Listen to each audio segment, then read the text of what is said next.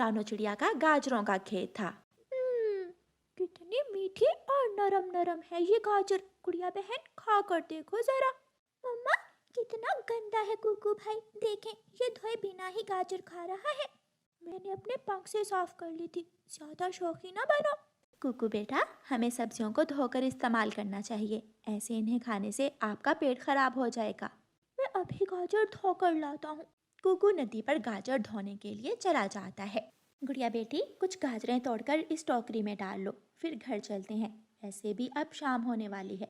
गुड़िया गाजरें तोड़ तोड़ कर टोकरी में डालती है और वो माँ बेटी घर की तरफ निकल जाती हैं। कालू कौवा और गोरी कव्वी नदी पर बैठे कपड़े धो रहे थे। उनके पास एक गधा भी था।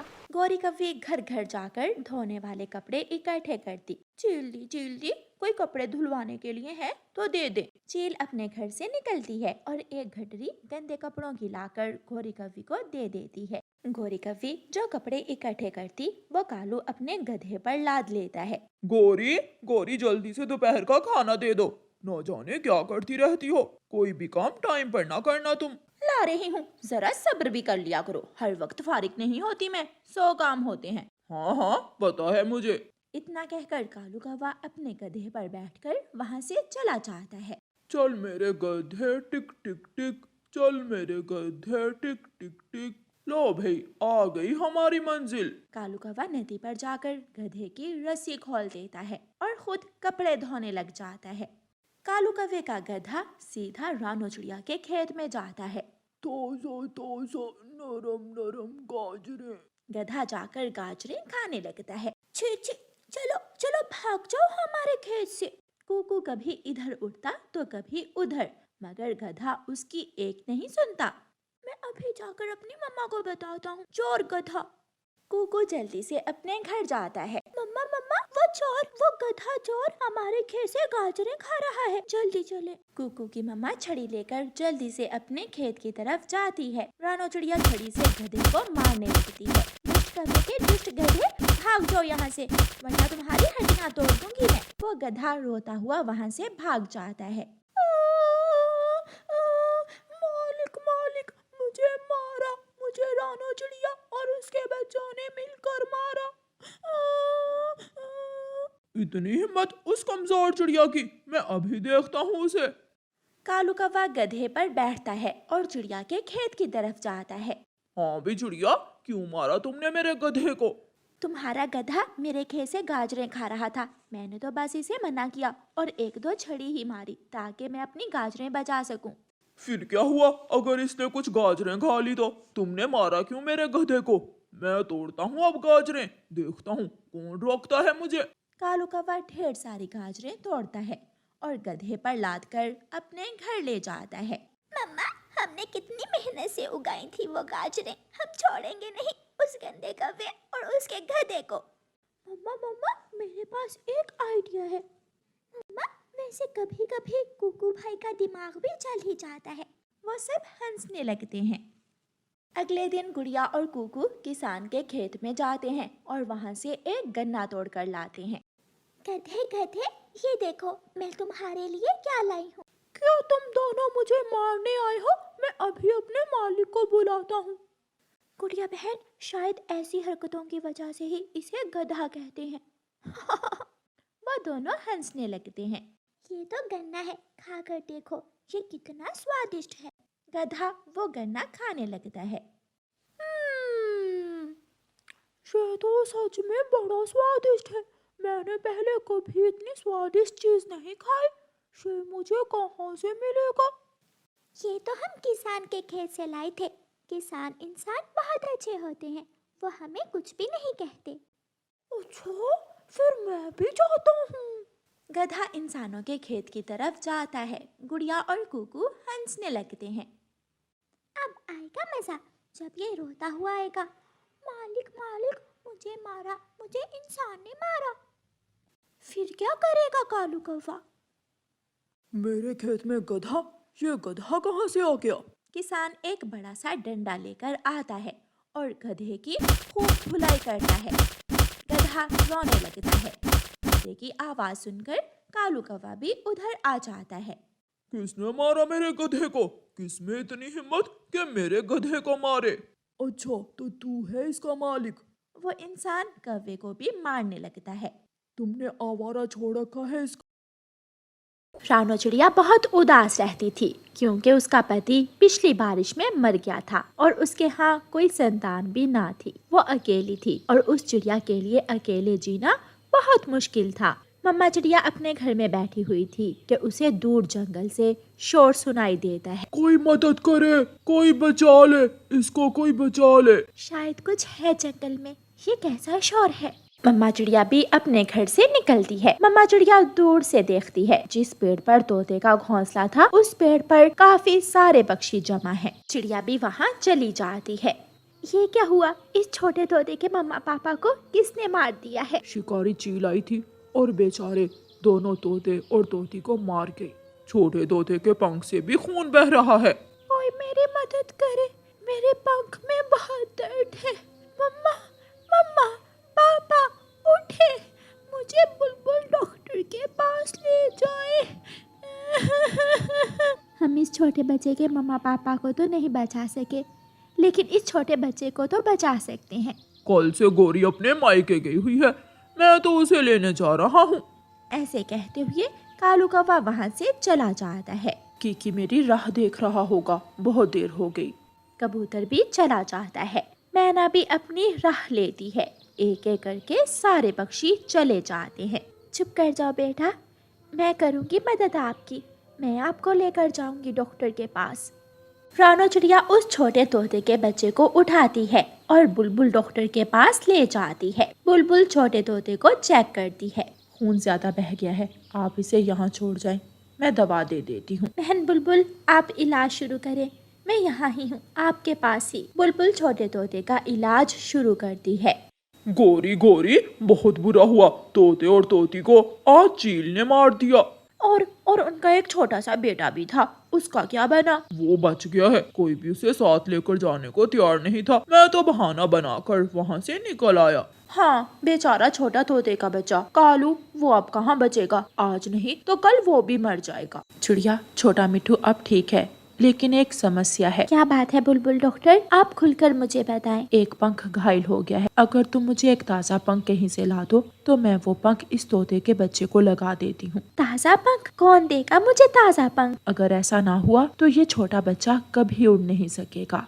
निराश होकर चिड़िया वहाँ से चली जाती है। वो कबूतर के पास जाती है। कबूतर भैया, क्या आपका कोई पंख गिरने वाला है? नहीं, मेरा एक पंख गिरने वाला था, लेकिन वो पिछले महीने ही गिर गया था। अब तो मेरे पंख बिल्कुल ठीक है। मम्मा चिड़िया जंगल में रहने वाले मुर्गे के पास जाती है। मुर्गे मुर्गे, मुझे आपके एक पंख की जरूरत है, क्या आप मुझे अपना एक पंख दे सकते हो? नहीं, माफ करना रानो चिड़िया, मैं अपने गिरे हुए पुराने पंख अपने डिब्बे में रखता हूँ। कल मेरे घर में भी अंडे होंगे, मेरे पुराने पंख मेरे अंडों को टूटने से बचाते हैं। अच्छा ठीक है, मैं समझी, शायद कोई पंख हो आपके पास। रानो चिड़िया निराश होकर वापस बुलबुल डॉक्टर के पास चली जाती है। बुलबुल डॉक्टर, मैं जंगल गई, मैंने सबसे पूछा, लेकिन मुझे कोई भी नया पंख नहीं मिला। तो फिर ये छोटा बच्चा कभी उड़ नहीं सकेगा। बुलबुल डॉक्टर, आप मेरा एक पंख उतार कर इस छोटे बच्चे को लगा दें। ऐसा हो सकता है, लेकिन अगर तुम्हारा ना उतरने वाला पंख उतारा तो तुम 2 महीनों तक उड़ नहीं सकोगी। कोई बात नहीं, मैं घर में रह लूंगी,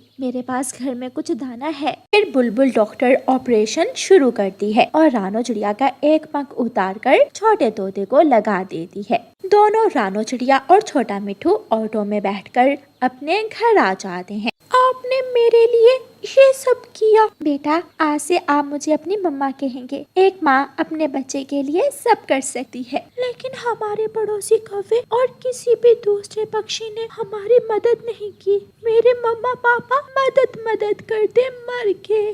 रानो चिड़िया और छोटा मिठू 5 दिन तक घर में रहते हैं और फिर 5 दिन बाद छोटा मिठू उड़ने लगता है। मम्मा, मैं अब उड़ सकता हूँ, मैं आपके लिए फल लेकर आता हूँ, फल खाने से आपका पंख जल्दी ठीक हो जाएगा। मेरा कोई नहीं था जो मुझे अपना कहता, जो मेरा ख्याल रखता, मुझे मेरा बेटा मिल गया। छोटा मिठू जंगल जाता है और एक मीठा फल ढूंढ लेता है। छोटा मिट्ठू मीठा फल लेकर वापस आ रहा था कि रास्ते में उसे कालू कौवा मिल जाता है। छोटे मिट्ठू, ये कैसे हुआ? तुम्हारा पंख तो टूट गया था, लेकिन तुम उड़ सकते हो। मेरी माँ ने मुझे अपना पंख दिया है। ऐसे कहते हुए छोटा मिट्ठू वहाँ से उड़ जाता है। छोटा मिट्ठू अपनी मम्मा को मीठा फल खाने को देता, उसके लिए नदी से पानी लाता, वो अपनी मम्मा का हर तरह से ख्याल रखता। ऐसे ही कई दिन गुजर जाते हैं और रानो चिड़िया का एक नया पंख फूटकर मजबूत बन जाता है और वो अपने बेटे के साथ जंगल में उड़ने जाती है। जंगल के सभी पक्षी रानो चिड़िया और छोटे तोते को देखकर बहुत गर्व महसूस कर रहे थे और छोटे मिट्ठू के पंखों में एक चिड़िया के रंग का पंख गवाही दे रहा था कि माँ की ममता से बढ़कर कोई चीज नहीं है। जंगल में जो पानी का तालाब था वो पूरी तरह सूख चुका था। अब तो पक्षियों के पीने के लिए एक बूंद भी पानी की नहीं बची थी।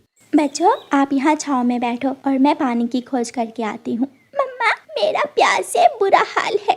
गुड़िया बेटी, चिंता ना करो, जब ऐसा गर्म मौसम हो तो बारिश जरूर आती है। बारिश आएगी और जंगल के सभी नदी नाले फिर से पानी से भर जाएंगे। मम्मा चिड़िया अपने बच्चों को छाँव में बिठाकर पानी की खोज में निकल जाती है।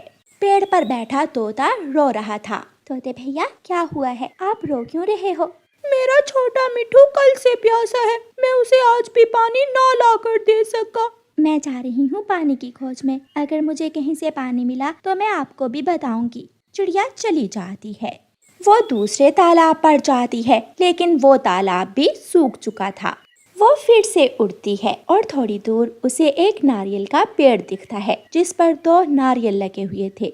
कम से कम बच्चों को कुछ तो पानी मिलेगा पीने को। चिड़िया पेड़ से दोनों नारियल तोड़ लेती है। तोते भैया, माफ करना, मैं पानी तो ना ला सकी, आप ये एक नारियल रख लें, एक मैं अपने बच्चों के लिए ले जाती हूँ। चिड़िया, बहुत बहुत शुक्रिया मेरे बच्चे की जान बचाने के लिए। चिड़िया अपने बच्चों को नारियल पानी पीने को देती है। बच्चे नारियल पानी पी लेते हैं और फल खा लेते हैं। उससे उनमें कुछ ताकत आती है। मम्मा, अब घर चले, मुझे यहाँ गर्मी लग रही है। हाँ मेरे बच्चों, अब हमें घर जाना चाहिए। मम्मा चिड़िया बच्चों को साथ लेकर घर चली जाती है। जंगल में सभी के बहुत मुश्किल से दिन गुजर रहे थे। एक दिन एक कौवा और कौवी उड़ते उड़ते बांसों वाले जंगल में जाते हैं। बांसों के दरमियान में एक पानी का तालाब था। कौवा वो तालाब देख लेता है। गोरी गोरी, देखो, सामने पानी का तालाब है। दोनों कौवे तालाब से जाकर पानी पीते हैं। तालाब का पानी तो बहुत ठंडा और मीठा है। मैं अभी जाकर दूसरे पक्षियों को बता देता हूँ, वो सब प्यासे हैं। फिर कौवा और कौवी पानी पीकर वहाँ से चले जाते हैं। चिड़िया चिड़िया, बांसों वाले जंगल में एक पानी का तालाब है। तोते, बांसों वाले जंगल में पानी का तालाब है। कौवा सबको बता देता है। चिड़िया अपने बच्चों को लेकर बांसों वाले जंगल की तरफ उड़ती है। तोता और कबूतर भी अपने अपने मट के लिए चिड़िया के पीछे पीछे आ रहे थे। लेकिन जब वो सब बांसों वाले जंगल में पहुंचते हैं तो तालाब के पास एक बड़ी सी चील बैठी हुई थी। चील माँ, क्या हम इस तालाब से पानी पी सकते हैं? चले जाओ, सब चले जाओ, ये तालाब हमारे परिवार का है और चीलों के सिवा कोई भी इस तालाब से पानी नहीं पी सकता। सब पक्षी निराश हो जाते हैं। लेकिन कौवे यहाँ से पानी पी कर गए हैं, तब मैं सोई हुई थी और अब दोबारा भूल कर भी इस तरफ मत आना, वरना मैं किसी को नहीं छोड़ूंगी। मम्मा, अब क्या हमें प्यासे ही वापस जाना होगा? चिंता न करें मेरे बच्चों, हमें पानी जरूर मिलेगा। फिर वो सब वहाँ से चले जाते हैं। दूसरे दिन कौवा और चिड़िया योजना बनाते हैं। कौवे भैया, हम पुराने जंगल की तरफ सफर करेंगे। सुना है उस जंगल में इंसानों का आना जाना है और जिस जंगल में इंसान आते जाते हैं वहाँ पानी का भी जरूर कोई रास्ता होगा। शायद हमें कोई इंसान का बनाया हुआ कुआं मिल जाए। फिर वो दोनों उड़ते हैं और पुराने जंगल की तरफ चले जाते हैं। वहाँ के सब पेड़ पौधे सूखे हुए थे। कौवा और चिड़िया उड़ते उड़ते जंगल के एक कोने में जाते हैं। वहाँ उन्हें कोई आवाज सुनाई देती है जो कौवों की थी। चिड़िया और कौवा दोनों आवाज के पीछे जाते हैं तो कौवे एक पुराने कुएं से पानी निकाल निकाल कर पी रहे थे। मिल गया चिड़िया रानी, हमें पानी मिल गया, हमने कर लिया। कौवा, क्या हम इस कुएं से पानी पी सकते हैं? हाँ हाँ, क्यों नहीं। क्या आपका नाम कालू कौवा है? हाँ हाँ, मेरा नाम कालू ही है। मैं आपकी चाची के बेटे का बेटा हूँ। फिर तो ये कुआं हमारा अपना ही हुआ। चिड़िया और कौवा जी भरकर पानी पीते हैं और वापस जाकर अपने दूसरे दोस्तों को बताते हैं। पानी का कुआं सबके लिए नया जीवन लेकर आया था। सभी पक्षी अपने अपने मटके लेकर पुराने कुएं से पानी लेने चले जाते हैं। आज शाम गुड़िया और कुकू बहुत खुश थे क्योंकि उन्होंने जी भरकर पानी पिया था। ऐसे ही कुछ दिन और गुजर जाते हैं और फिर चिड़िया के जंगल में जमकर बारिश होती है। जंगल का सूखा तालाब पानी से भर जाता है और दूसरी तरफ चीलों के बांसों वाले जंगल के तालाब का पानी सूख जाता है। माँ, मैं दूसरे पक्षियों के जंगल में जाती हूँ, हो सकता है हमें वहाँ से कुछ पानी मिल जाए। लेकिन बेटी, क्या वो पक्षी हमें पानी पीने देंगे? माँ, मुझे जाना चाहिए, फिर ही पता चलेगा।